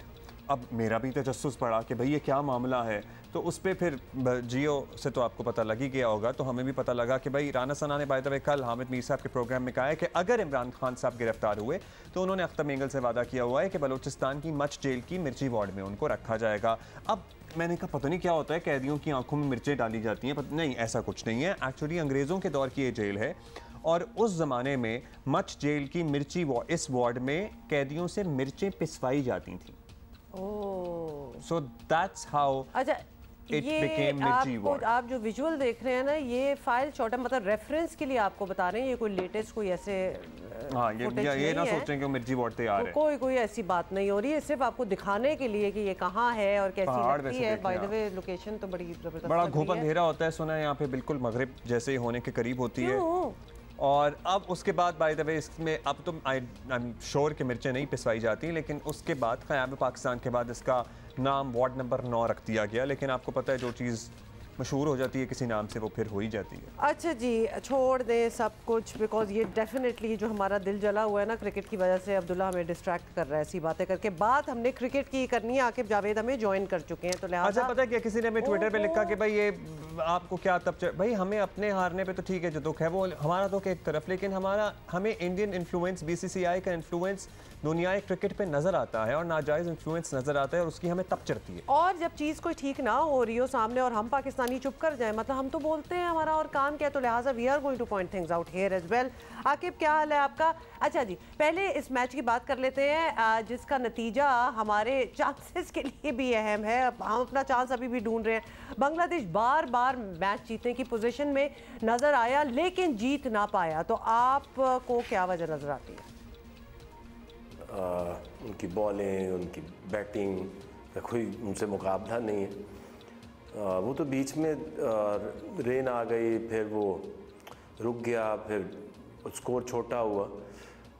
हालांकि जिस तरह से लिटन दास ने ऊपर से रन्स किए हैं, इसके बावजूद भी इंडियन बॉलिंग इस काबिल है कि वो 180 रन्स जो हैं वो बचा सके। और पाकिस्तान के लिए अब और ज़्यादा मुश्किल हो गई है, क्योंकि जो आपके कंट्रोल में होता है वो आपने मैच जीतने हैं, क्योंकि अभी सिर्फ पाकिस्तान ने एक मैच जीता है और उसके 2 मैचेस जो हैं वो कोई एसोसिएट टीमों के ख़िलाफ़ नहीं है। एक जो मेरा ख्याल सबसे डेंजरस साइड है साउथ अफ्रीका, एक उससे और दूसरा बांग्लादेश से है, जो कि बड़ा मुश्किल लग रहा है मुझे कि सिडनी में पाकिस्तान जो है वो साउथ अफ्रीका को हरा सके। ख्वाहिश है लोगों की, अब उस ख्वाहिश का क्या कर सकते हैं। एक चीज़ हो सकती है कि अब जो इंडिया है वो जिम्बाब्वे से हार जाए और पाकिस्तान जो है वो दोनों मैच जीत जाए और एक जो रन रेट है उसका फ़र्क रह जाए। लेकिन इसमें आखिरी मैच जो है इस टूर्नामेंट का वो इंडिया और जिम्बाब्वे का है, उनके पास एंड में तक चांस होगा कि अपना रन रेट जो है वो बेहतर कर सके। अच्छा, many things have to happen for us to have a many chance. things would have to have। वो आप अतीक और सुकून अलग सिनेरियोस बना के रखे हुए हैं। अतीक भाई का तो बारिश भी था उसमें। खैर, जनूबी अफ्रीका से अब हमारा मुकाबला है, तो आकिब भाई जनूबी अफ्रीका के बॉलर्स आपको पता ही है अनबीटेबल है, अब तक की पहली टीम है, वाहिद टीम है जो अनबीटेबल रही है। एक मैच उनका बारिश की वजह से मुतासर हुआ था विद फ़खर नॉट। वैसे ऐसा नहीं है कि फ़खर कोई बहुत ही झंडे गाड़ रहे थे, लेकिन इवन देन किसको जिम्मेदारी देंगे? मतलब हमारे बैटर्स इस काबिल हैं कि इस बॉलिंग का सामना कर सकें? मतलब बाकी जो बच्चे हैं उनमें से कौन ऐसा है? अभी वैसे तो हैं इस काबिल, लेकिन अभी जिस फॉर्म में चल रहे हैं अब बच्चे 2 ही हैं जो पिछले 2 साल से बचे हुए हैं और खेल रहे हैं, बाबर आजम और रिजवान है। हाँ, एक चीज़ है कि बाबर से ये प्रेशर उतर गया कि जो बात हो रही थी कि फ़खर है तो उनको ओपन कराओ और बाबर नीचे आए। अब फ़खर तो रहे नहीं और बाकी अब एक ही चांस है कि वो 3 नंबर के ऊपर आए और उसको हैदर को लेकर आए, क्योंकि 4-5 पे तो वो नहीं खेल सकते उस तरह से जिस तरह जब दायरा खुल जाता है और आपको एक इनिंग बनाना पड़ती है। उनका एक ही चांस है, वो अगर अर्ली ऑन विकेट गिर जाए उनकी दायरे में पहले 6 ओवर्स में बैटिंग आ जाए तो वो दायरे से इधर उधर जिस तरह के वो शॉट्स खेलते हैं वो कुछ रन बना लें। बट आई डोंट थिंक कि पाकिस्तान की ये जो बैटिंग है ये अगेंस्ट पेस और बाउंस जो जिस तरह से उन्होंने एग्रेसिव बॉलिंग की थी साउथ अफ्रीका ने अगेंस्ट इंडिया, उन्होंने रखना इनको शॉर्ट पिच और बाउंसर्स के ऊपर ही है ज़्यादा। अच्छा, कोई सिल्वर लाइनिंग भी अगर हम देखना चाहें आकिब, तो अगर बॉलिंग की बात की जाए तो मजमूई तौर पर तो हमारी परफॉर्मेंस जो है वो बहुत अच्छी जा रही है, कैन आई से दैट। लेकिन शाहीन अब तक जो है वो रिदम में नहीं वापस है, बिल्कुल भी नहीं। उनकी हमने परफॉर्मेंस की आज बात भी की है, तो क्या उनको आज का मैच जो है वो खिलाना बहुत ज़रूरी है? ये सबसे पहले तो बता दें। देखिए, अगर जो 3 मैचेस में हमने उनकी बॉलिंग देखी है तो उसमें ना पेस नज़र आई है, ना वो जैसी मैच फिटनेस नज़र आई है। तो आई थिंक कि देखिए जिस तरह से उसके साथ हुआ अभी फ़खर के साथ, इंजरी ठीक होने के करीब थे, उनको ज़बरदस्ती खिला दिया, वो फिर गिर गया, फिर एग्रीवेट हो गई इंजरी। और अब ऐसी इंजरीज़ जो हैं वो बड़ी ख़तरनाक होती हैं नी की किसी भी प्लेयर के, स्पोर्ट्समैन के लिए, स्पेशली फॉर द शाहीन, क्योंकि वो फास्ट बॉलर है और फास्ट बॉलर के लिए नी इंजरी जो है वो बहुत ख़तरनाक भी हो सकती है। मैंने तो इस वर्ल्ड कप से पहले ये कहा था कि शाहीन को चाहिए कि अपने आप को जब तक 101% फिट नहीं होता ये वर्ल्ड कप नहीं खेलना चाहिए। हाँ, अब शाहीन बता सकता है या उनके जो डॉक्टर हैं वो बता सकते हैं कि वो कितने फिट हैं। अगर तो ऐसी बॉलिंग करनी है जो 3 मैचेस में कराई है तो फिर I think Pakistan should go with another bowler. Thank you. That is very true, आपने बिल्कुल सही बात की। किसी भी चीज़ में जब तक आप 100+% फिट नहीं होंगे द चांसेस आर कि आपकी इंजरी आपको वापस और भी बुरी हालत में ले जाएगी, तो he should not have been perhaps playing. और आपका करियर फिर, हम हमेशा ये कहते हैं कि अनफिट अगर आप खेलेंगे तो आपका करियर एट स्टेक हो सकता है। आप एक टूर्नामेंट तो शायद बचा लेंगे या खेल लेंगे, और उनके बगैर नुकसान हो सकता है। शाहीन के बगैर भी बड़ी चीजें हुई, न्यूजीलैंड का टूर किया, ट्रॉफी भी, मतलब there were a lot of things. Naseem, everybody has been performing very very well. Not that he has contributed, you know, much, so लिहाजा he should have rested. अभी हम आगे 1 बजे बाद अभी हमारा मैच है, we look forward to that. अभी हम आगे बढ़ेंगे। पता है क्या, वैसे मैं सोच रहा था ये जो लॉन्ग मार्च इसे लॉन्ग मार्च एनीमोर कहना चाहिए, नहीं कहना चाहिए, बिकॉज़ वेरी लॉन्ग मार्च भी कह सकते हैं, इसको वेरी लॉन्ग मार्च भी कह सकते हैं। कल खान साहब खुद ही कह चुके हैं, तो 10 महीने तक चल सकती है क्योंकि ये खत्म हो जाता है फिर समझ वो जो, वैसे not that I am an expert, but अगर ये एक मोमेंटम के साथ आगे बढ़ते रहते और उस थ्रश के साथ आगे जाते हैं ना, मतलब 24 घंटे, मतलब कोई डेडलाइन ना होती, बस चलते रहते और फिर पहुंचते, तो शायद वो ज़्यादा इफेक्टिव होता, शायद वो ज़्यादा इफेक्टिव होता। Well we'll never know because this is how it is. तो लिहाजा बयान जो हैं वो बड़े तेज़ और बड़े शार्प किस्म के हैं, लेकिन रफ्तार जो है इस मार्च की वो इंतहाई सुस्त है। और इमरान खान के लॉन्ग मार्च को मुखालफीन जो हैं वो क्या कह रहे हैं, फरलांग मार्च का मतलब 2-4 फरलांग का फासला तय करते हैं, मुझे बहुत अच्छी और उसके बाद रुक जाते हैं। क्या होता है उसको बड़ी और कॉनोटेशंस में भी यूज़ किया जाता है। तो फरलांग मार्च कह रहे हैं, जो कि चंद फरलांग चलता है और फिर जिस तरह आप बता रहे हैं अब्दुल्ला, अगले दिन की प्लानिंग शुरू जो है वो हो जाती है। और इमरान खान का लॉन्ग मार्च की मंजिल तो बज़ाहिर इस्लामाबाद है, लेकिन जैसे जैसे वक्त गुजर रहा है इमरान खान के लिए आसानियों के बजाय मुश्किलात जो हैं वो मुझे वैसे लग रहा है कि 11 को भी नहीं पहुंचेंगे Islamabad. I genuinely feel so. ये चलते रहेंगे, ये चलते ही रहेंगे, ये चलते रहेंगे। सो एनीवे, कल 25 मई के नाकाम लॉन्ग मार्च से मुतालिक तौहीन अदालत केस की समाअत हुई और अदालत ने इमरान खान के जवाब को उड़ा कर रख दिया एक्चुअली, और क्या करना था, जिसमें इमरान खान का मौक़िफ़ था कि उन्हें तो अदालती अहकामात का इल्म ही नहीं था। तो इग्नोरेंस जो है ना, दैट इज़ नो एक्सक्यूज़, पहले तो हम आप लोगों को याद दिला दें। और अदालत इस पर ऑब्वियसली बरहम नज़र आई कि कैसे हो सकता है कि आपको नहीं पता था, और अगर उन्हें अदालती अहकामात मालूम नहीं थे तो उनके वकला ने यकीन दहानियाँ किस बुनियाद पर कराई थी। Very valid. अब अदवार पहले जैसे हैं नहीं, वरना ये भी हो सकता था, अरे मेरे छोटे बेबी को पता नहीं था, इसको पता नहीं था, it's okay next time, but anyway not anymore. Chief justice Bandial ने रिमार्क्स दी कि 10,000 बंदे लाकर, वैसे बड़ी इंपॉर्टेंट बात है, 2 लाख लोगों की ज़िंदगी अजीरन नहीं की जा सकती, in fact much more than that लोगों की ज़िंदगी अजीरन नहीं की जा सकती। जो 25 मई को हुआ दोबारा नहीं होना चाहिए। उन्होंने कहा इमरान खान को नोटिस होना चाहिए। एक जज तो पहले ही इमरान खान के खिलाफ कार्रवाई का कह चुके हैं। अदालत ने अब इमरान खान को हुक्म दिया है कि हफ्ते तक अपने दस्तखतों से जवाब जमा कराएं। अदालत ने इमरान खान को जवाब जमा कराने का एक और मौका तो दे दिया है, अब उन्हें वाज़ेह तौर पर बताना पड़ेगा कि वो चाहते क्या हैं। दूसरी तरफ इमरान खान को चेयरमैन तहरीक इंसाफ के ओहदे से हटाने की दरख्वास्त, this is interesting, Lahore high court में आज समाअत हो रही है इसकी, और इमरान खान को लगता है कोई परवाह नहीं है, वो अपना एजेंडा जारी रखे हुए हैं बदस्तूर। 3.5 साल जो मैं इक़्तिदार में था, पूरी कोशिश की कि बड़े बड़े इस मुल्क के जो मुजरिम और डाकू जो 30 साल से इस मुल्क को लूट रहे थे, कि किसी तरह इनको सजा हो, लेकिन हम कुछ नहीं कर सके क्योंकि नैब मेरे हाथ में नहीं थी। जो नैब कंट्रोल कर रहे थे उन्होंने इन चोरों को बचाया। सबको सवाल पूछना चाहिए कि कौन सी क़यामत आई 6 महीने में कि सारी चीजें महंगी हो गई? कौन है इसका जिम्मेदार? किसने ये किया कि इन चोरों को ऊपर बैठा दिया और इनके सारे केसेस खत्म होने शुरू हो गए?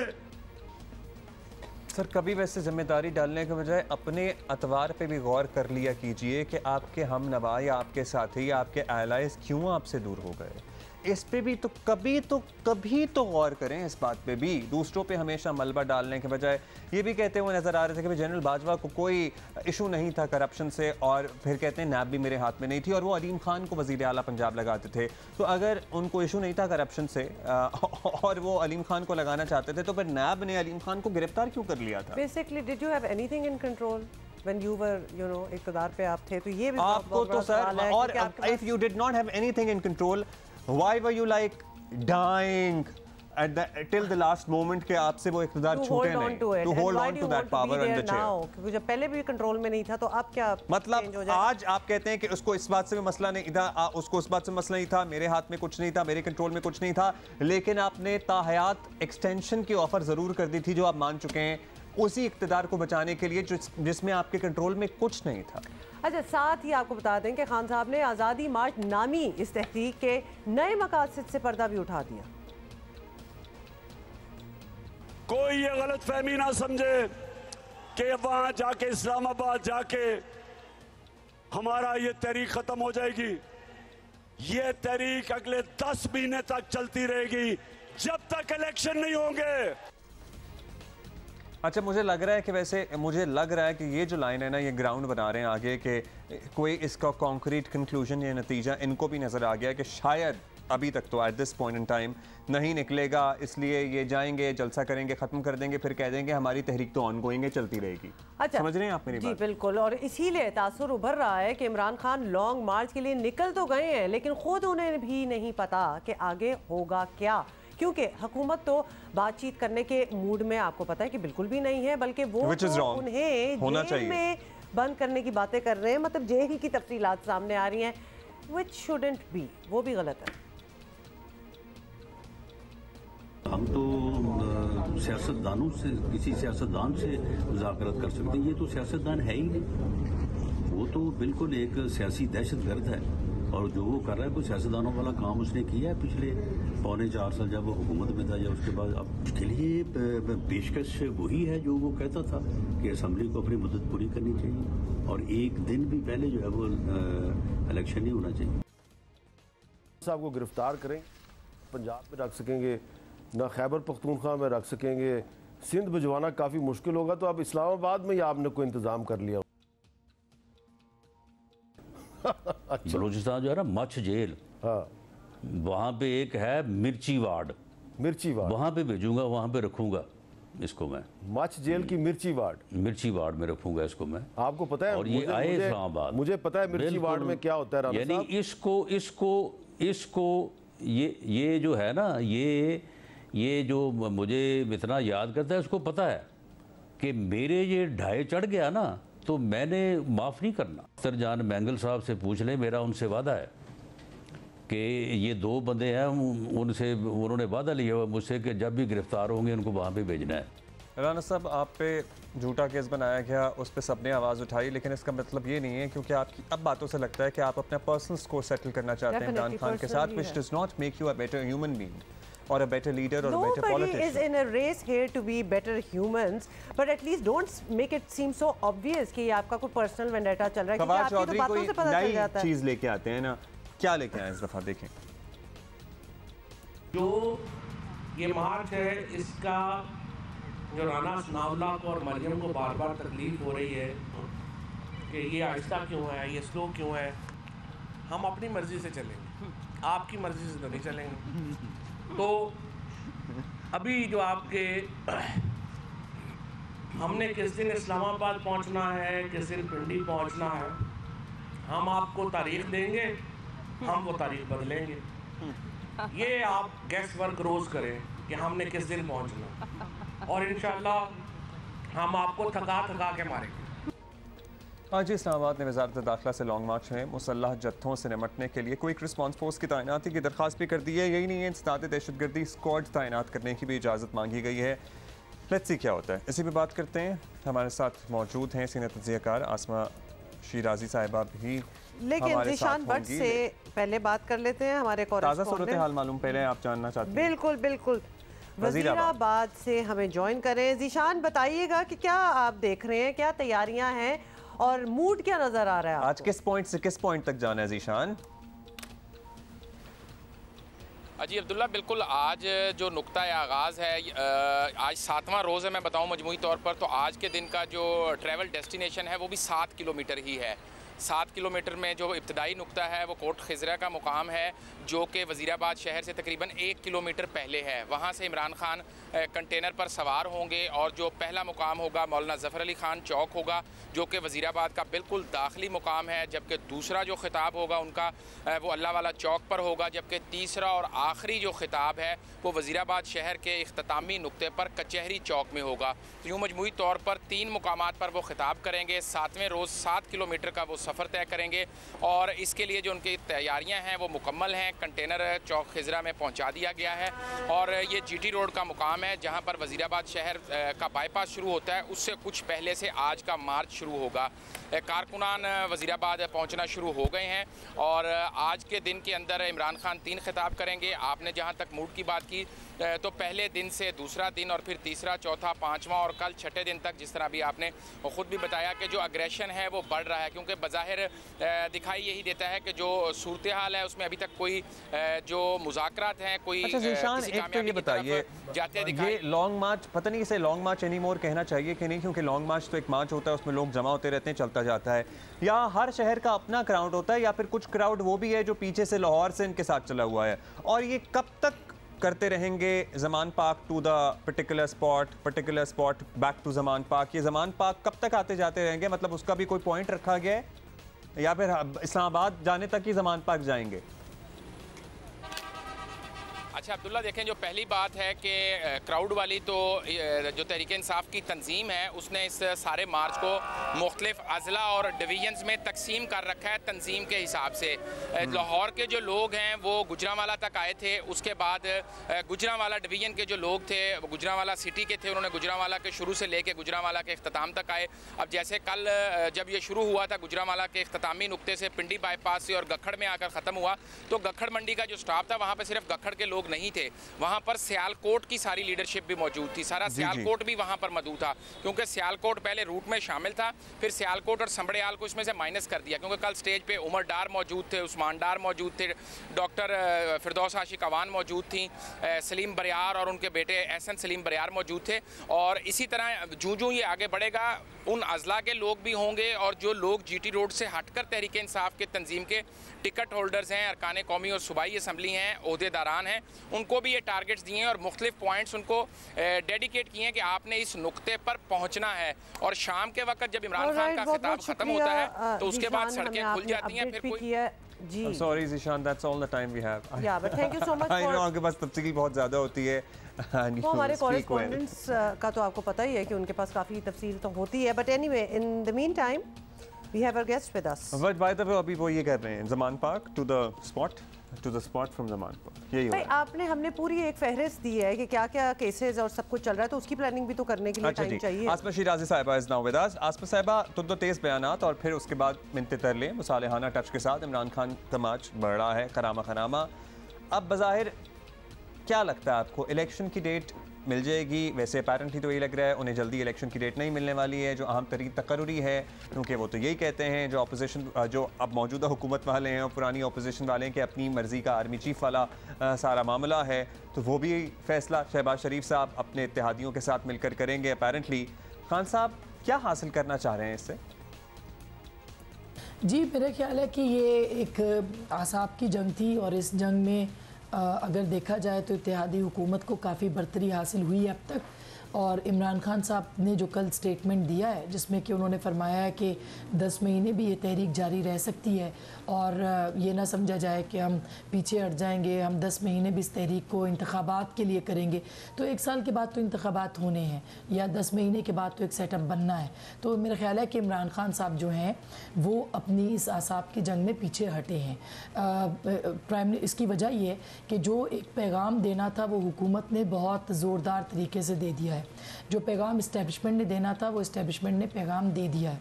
और DGSI का टेलीविज़न पे आके ये कह देना कि किसी किस्म की सियासत में कोई किरदार नहीं होगा या किसी किस्म का हम हिस्सा नहीं लेंगे, मेरा ख्याल है कि ये ख़ुद इटसेल्फ इमरान खान साहब के लिए एक बहुत वाज़ेह पैगाम था। जिसके बाद इमरान खान साहब ने जब इस तहरीक का या इस लॉन्ग मार्च का आगाज़ किया तो उन्होंने लिबर्टी चौक के अंदर ख़ुद उन्हीं को निशाना बना लिया जो कि DGSI थे। तो किसी किस्म की इंगेजमेंट इस्टेब्लिशमेंट की तरफ से बावजूद बावजूद चाहने के इमरान खान साहब के साथ नहीं हुई है। और यही हाल हुकूमत का था। नवाज शरीफ साहब का जो ट्वीट आ गया और उसके ऊपर उन्होंने शहबाज शरीफ साहब को कह दिया और एक पोजीशन ले ली कि आपने इमरान खान साहब से बात नहीं करनी, और इसी तरह से शहबाज शरीफ साहब जो हैं उन्होंने भी एक तरह से देखा जाए पैगाम दिया और राना सनाउल्लाह साहब ने यानी हुकूमत ने। तो इससे एक बहुत चीज़ वाज़ेह हो गई कि इमरान खान साहब जो चाहते हैं वो उनको मिल नहीं सकता। अच्छा, हम उनकी ट्वीट्स वगैरह भी देख रहे हैं इधर। आसमा, ये बताएं, पिछले 2 दिनों से एक और ख़बर भी गर्म है और वो है मियां नवाज शरीफ की जल्द वतन वापसी की। बल्कि खान साहब भी कह रहे हैं कि अब नवाज शरीफ वतन वापस आने की तैयारियां कर रहे हैं। मतलब ये काफ़ी बात जो है वो हो रही है। तो क्या मियां साहब वापस आ रहे हैं? देखिए, मियां साहब की वापसी तो मुमकिन है और होनी चाहिए। समझ में नहीं आता कि वो वापस क्यों नहीं आ रहे और क्यों नहीं वो आ सकते। उनकी अपनी हुकूमत है, उनको यहाँ पे आके केसेस को फेस करना चाहिए। मगर मेरा ख्याल है कि ये जो अहम तैनाती है इसका इंतज़ार किया जा रहा है। इस अहम तैनाती के बाद बहुत सारी जो चीज़ें हैं वो सामने आ जाएंगी और शायद कुछ इसी तरह की चीज़ें हैं जिसको सामने रखते हुए नवाज शरीफ साहब जो है वो वापसी का फ़ैसला करेंगे। इत्तलात तो ये भी है कि मरियम साहिबा जो गई हैं तो उसके बाद वो अपने वालिद को साथ लेके आएंगी। देखना यही है कि ये जो आखिरी मार्के की बात की जा रही थी इमरान खान साहब की तरफ से, ज़ाहिर है कि जब लड़ाई होती है, जंग होती है, एक हरीफ कामयाब होता है और एक नाकाम होता है। अगर नाकाम होकर पसपा होगा कोई हरीफ तो फिर ज़ाहिर है कि जो कामयाब होने वाला है उसका कॉन्फिडेंस बढ़ेगा और शायद उसी एक कॉन्फिडेंस को नज़र में रखे हुए PMLN ताकि उनकी लीडरशिप वापस आए और इंतखाबात के लिए बयानिया या जो कारकर्दगी और उसके साथ बयानिया उसको मिला के अगले इंतखाबात की तरफ बढ़े। और उसमें ज़ाहिर है कि नवाज शरीफ साहब का जो मामला कोर्ट के अंदर है उसके फ़ैसले आने भी बाकी हैं। तो मेरा ख्याल है बहुत सारी चीज़ें नवाज शरीफ साहब देख रहे हैं और उसके बाद वो फैसला करेंगे। मगर इसमें कोई दो राय नहीं कि उनको जल्द से जल्द पाकिस्तान आना चाहिए। बहुत शुक्रिया आसमा शराजी फॉर स्पीकिंग टू अस। और वाकई आप सही कह रही हैं कि वो अभी तक क्यों वापस नहीं आए, जबकि इतनी बातें हो भी नहीं है, इतना कुछ हो भी रहा है। और बड़ा मज़ा आ रहा है आज हमें ब्रेक में एक नौजवान मेहमान से, पता है एक डिफरेंट पर्सपेक्टिव भी मिलता है ना, एक डिफरेंट एज ग्रुप का कोई एकम्पलिश्ड नौजवान आपके साथ हो, उससे आप बात करें। कराची के अली सलमान ने कुछ ऐसा कारनामा अंजाम दिया है कि हम उन्हें बुलाने पर मजबूर हो गए। पाकिस्तान ने वर्ल्ड यूथ स्क्रैबल कप मुसलसल दूसरी मरतबा जीत लिया है और ये जीता किसने है? अली सलमान ने। तो अली सलमान हमारे साथ हैं और ये एक ऑनलाइन कंपटीशन होता है और बहुत सी इसकी डिटेल्स होती हैं, लेकिन just 16 years old. But we are only going to talk about the fact that he won. क्या हाल है? वेलकम।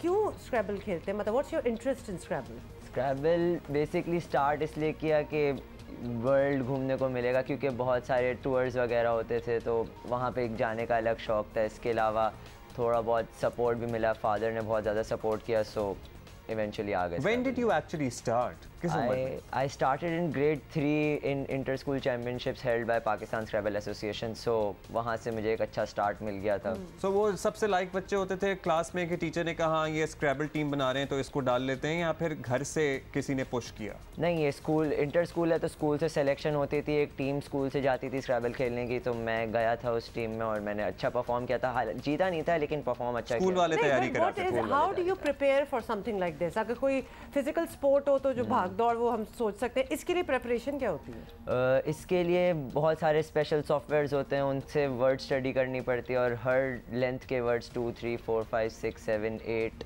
तक हम करते हैं।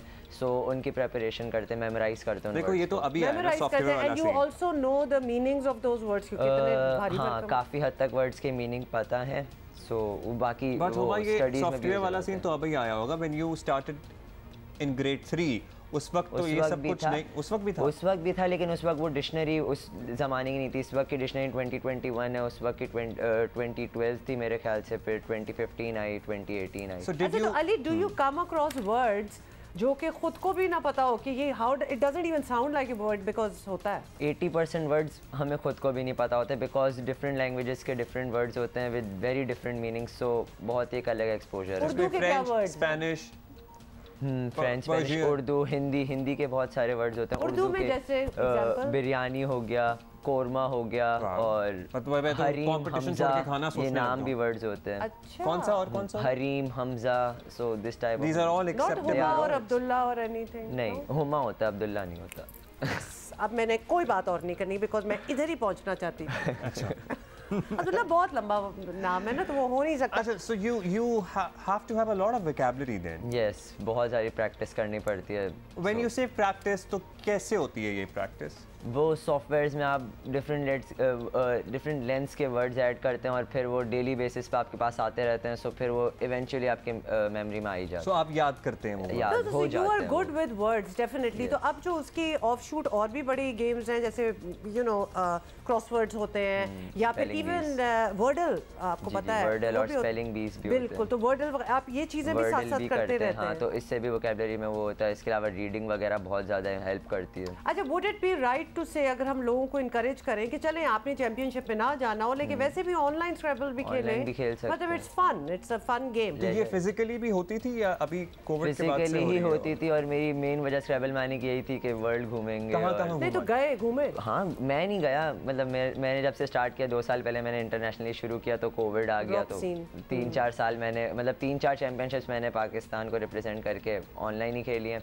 इसके अलावा जो पहले लोग जाते थे तो ऑस्ट्रेलिया, फ्रांस, जर्मनी। कोई नहीं, अब शुरू कर दिया है। इसकी वजह से डिफरेंट एज ग्रुप्स में मुकाबले होते हैं? एज ग्रुप्स में होते हैं। एक जूनियर वर्ल्ड स्क्रैबल चैंपियनशिप होती है, वो अंडर 21 होती है। एक यूथ स्क्रैबल चैंपियनशिप जो मैं अभी जीता हूँ वो अंडर 17 थी, मतलब मेरा लास्ट ईयर होगा वो अगला साल। आपने अगले में यही खेलेंगे, उसके बाद से जूनियर में जाएंगे? मैं जूनियर में। अच्छा, कौन से स्कूल में है? Jafar public school. Jafar public. और आपको इंटरेस्टिंग बात बताऊं, ये सिर्फ स्क्रैबल नहीं खेलते, ये फुटसॉल टीम के कैप्टन भी हैं, ये स्कूल की क्रिकेट टीम के कैप्टन भी हैं। तो इतने डाइवर्स इंटरेस्ट कैसे हैं भाई? मेरा मेन इंटरेस्ट तो ज़ाहिर स्पोर्ट्स में ही था, मतलब बहुत ज़्यादा टेबल टेनिस भी खेलना है, फुटसल भी खेलना है, क्रिकेट भी खेलना है। फिर पेरेंट्स सपोर्ट और फ्रेंड सपोर्ट से स्क्रैबल में भी आ गए, तो और मतलब आ नहीं गए, चैंपियन ही बन गए यार। आना एक और होता है। आते तो हम जैसे लोग हैं इधर, तो मतलब आपको देख के लग रहा है पढ़ाई में भी ठीक ठाक? जी, पढ़ाई भी अल्हम्दुलिल्लाह अच्छी हो जाती है। बहुत ज़बरदस्त बात है। अच्छा, स्क्रैबल जो है वो टीम गेम हो सकती है या फिर आप सिंगल ही, आप मतलब आप अकेले ही तैयारी करते हैं?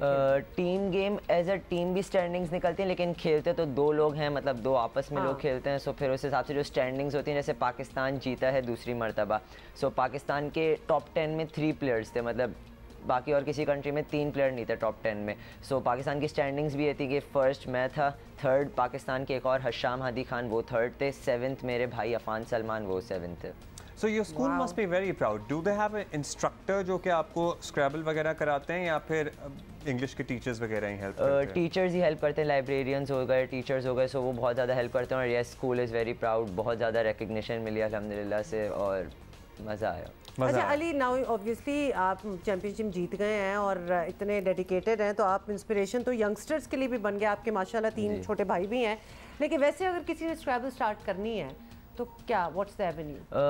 पाकिस्तान स्क्रैबल एसोसिएशन एक पाकिस्तान में वाहिद एक एसोसिएशन है जो स्क्रैबल को बहुत ज़्यादा प्रमोट करती है। सो आई वुड से कि अप्रोच करें उन्हें, वो मतलब आपको मेंटर्स भी प्रोवाइड करती है स्क्रैबल सिखाने के लिए। इसके अलावा मंथली टूर्नामेंट्स भी होते हैं, सो उसमें आप अपने स्किल्स मज़ीद पॉलिश कर सकते हैं। सो आई वुड से हमारे पास पता है जो भी खिलाड़ी आते हैं वो शिकवा ये करते हैं कि उनकी रिस्पेक्टिव एसोसिएशंस उनके लिए कुछ नहीं कर रही होती। मुझे लगता है कि पहली एसोसिएशन है जो कर रही है, बहुत ज़्यादा कर रही है, जो बहुत कुछ कर रही है। सो हम यहाँ इनकरेज करना चाहेंगे उन तमाम स्कूलों को जो बहुत सारे इवेंट्स कराते हैं लेकिन स्क्रैबल नहीं कराते, तो भी स्क्रैबल भी शुरू कराएं, क्योंकि इससे मतलब बड़ा एकेडमिक्स बहुत ज़्यादा वो होती है, बेहतर होती है, बहुत अच्छे इम्पैक्ट्स हैं एकेडमिक। हाँ, और आपकी वोकैबुलरी अच्छी होगी तो सर्टेनली आपकी राइटिंग स्किल्स बेहतर होंगी, आपकी मैथमेटिक्स स्किल्स भी बहुत ज़्यादा अच्छे होते हैं, क्योंकि स्कोरिंग करनी होती है, कैलकुलेशंस वगैरह होती हैं, सो उसमें आपके मैथ्स के स्किल्स भी अच्छे होते हैं। और माइंड गेम है, सो माइंड भी आपका क्या बनना है अपनी ज़िंदगी में? ज़िंदगी में आगे तो इंशाल्लाह सॉफ्टवेयर इंजीनियरिंग की तरफ जाना है। बेहतरीन डन, वही फ्यूचर है, बस प्रेजेंट भी वही है और फ्यूचर भी वही है, और नियर फ्यूचर भी वही है और फार फ्यूचर भी वही है। अच्छा, नेक्स्ट इवेंट्स क्या है? क्या आप दुआ हम आपके लिए करेंगे कि फिजिकली आप जहाज में बैठ के किसी और मुल्क जाएं? जब से ऑनलाइन चीजें हुई हैं, अभी एंड ऑफ नवंबर में इंडिया में चैंपियनशिप है, अगर वीजा लग गया सो इंडिया में एशियन यूथ स्क्रैबल चैंपियनशिप। भाई हम यहाँ पे फॉरेन मिनिस्ट्री को दरखास्त करना चाहेंगे कि अली सलमान के वीजा के पूरी टीम और इनके वीजा, इनके और इनकी टीम के वीजा को जरा एक्सपेडाइट कराएं, रिक्वेस्ट करें कोई special, because these guys should go and represent Pakistan. बच्चे हैं हमारे, they need to go and the world needs to see them, like physically be there, because माशाल्लाह आपका कॉन्फिडेंस भी बड़ा ज़बरदस्त ऑन पॉइंट है, पढ़ाई तो आपकी अच्छी है और बाकी हर स्पोर्ट में तो ये हैं ही, तो यही तो लोग हैं। इंस्पिरेशन इंडिया के जैसे माधव भी थे ना, माधव यस वो सेकंड है, he came second I guess. हाँ, he is a 12-year-old child. Wow. Doing wonders, literally. Doing wonders. So मतलब look at him. देख लो भाई, माधव सामने आ गए। हेलो माधव। So वैसे are there any seniors that you look up to? Yes, my mentor Muizullah Beg, he won the Youth Scrabble Championship in 2013, so he's my mentor. He taught me Scrabble from the basics, so yes. तो वो कैसे मिल गए आपको? वो कैसे मिल गए, वो ऐसे ही कि वो स्क्रैबल की, वो पाकिस्तान स्क्रैबल एसोसिएशन वही वहाँ के एक वो थे, तो उन्होंने मेंटर हमें एक वो प्रोवाइड किया, पापा ने उन्हें अप्रोच किया, so he came and taught Scrabble from the just basics, and now he's studying his masters in Germany. Wonderful. भाई I have so much faith in Pakistan's youth. अगर अली सलमान जैसे youngsters हैं हमारे पास who are very all inclusive, और भी interest है इनके माशाल्लाह, और पढ़ाई में भी बड़े अच्छे हैं और चैंपियन तो हैं ही, तो सॉफ्टवेयर इंजीनियर भी बनने जा रहे हैं। The future looks good. क्या ख्याल है? It does indeed. Thank you so much for coming and good luck.